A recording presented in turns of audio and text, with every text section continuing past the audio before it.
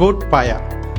సాధారణంగా మనం వెస్ట్రన్ స్టైల్లో కానీ లేదంటే హైదరాబాదీ స్టైల్లో కానీ తయారు చేస్తూ ఉంటాం.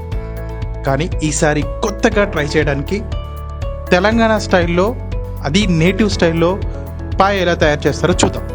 జనరల్గా అందరూ వండేప్పుడు లేదా పాయ ప్రిపేర్ చేసేప్పుడు ఉడికించే విధానంలో అన్ని ఇంగ్రీడియంట్స్ యాడ్ చేస్తూ ఉంటారు. కానీ ఇప్పుడు అన్నీ మిక్స్ చేసి ముందుగానే మిశ్రమాన్ని రెడీ చేసుకొని ఉడికిస్తే లేదా వండితే ఎలా ఉంటుందో ఇప్పుడు చూద్దాం. ముందుగా కావాల్సిన పదార్థాలు: మిశ్రమాన్ని ముందే రెడీ చేసుకొని పాయాన్ని ప్రిపేర్ చేస్తే ఎలా ఉంటుందో, ఎంత టేస్ట్గా ఉంటుందో ఇప్పుడు చూద్దాం. మేకకాళ్ళు, గరం మసాలా, ధనియాల పొడి, పసుపు, కారం, ఉప్పు, నూనె, అల్లం వెల్లుల్లి పేస్ట్, ఉల్లిపాయ, పచ్చిమిర్చి, పుదీనా, కొత్తిమీర, కసూరి మేతి. ముందుగా ఈ గరం మసాలాను ఎలా తయారు చేద్దామో చూద్దాం. దాల్చిన చెక్క, లవంగాలు, యాలకులు, సాజీరా వేసి బాగా గ్రైండ్ చేసుకోవాలి.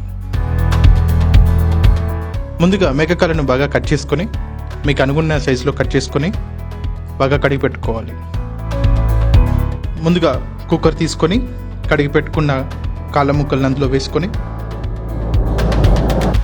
అలాగే తరిగి పెట్టుకున్న 6 పచ్చిమిర్చి, ఉల్లిపాయలు,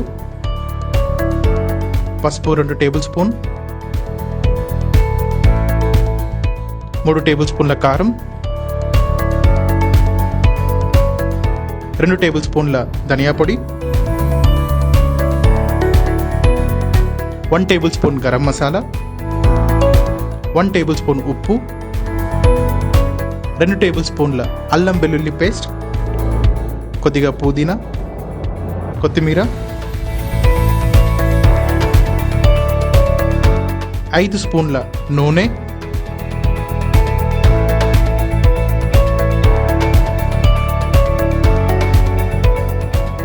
ఇవన్నీ వేసి మిశ్రమాన్ని బాగా కలపాలి.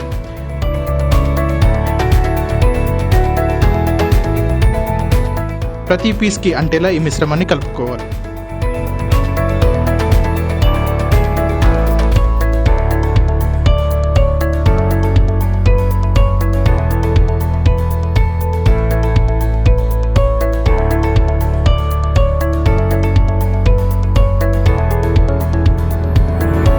అలాగే కసూరి మేతి వేసుకోవాలి. పీసెస్ అన్ని మునిగేంత వరకు వాటర్ పోసుకొని మళ్ళీ కలిపెట్టాలి.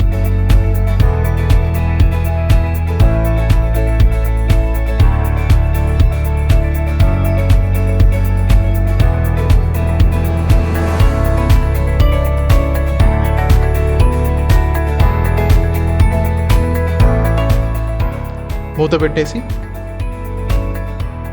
స్టవ్ ఆన్ చేసుకుని దాదాపు 10 విజిల్స్ వచ్చేంత వరకు ఉడికించుకోవాలి.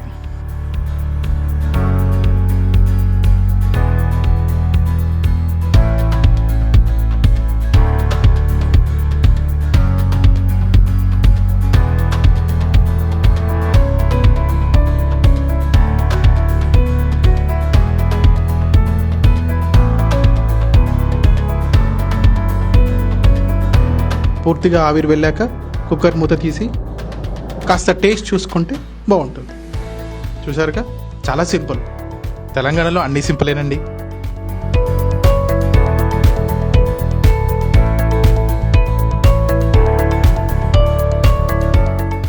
ఇప్పుడు గుమగుమలాడే పాయ, అదేనండి కాళ్ళ సూప్ రెడీ అయిపోయినట్టే.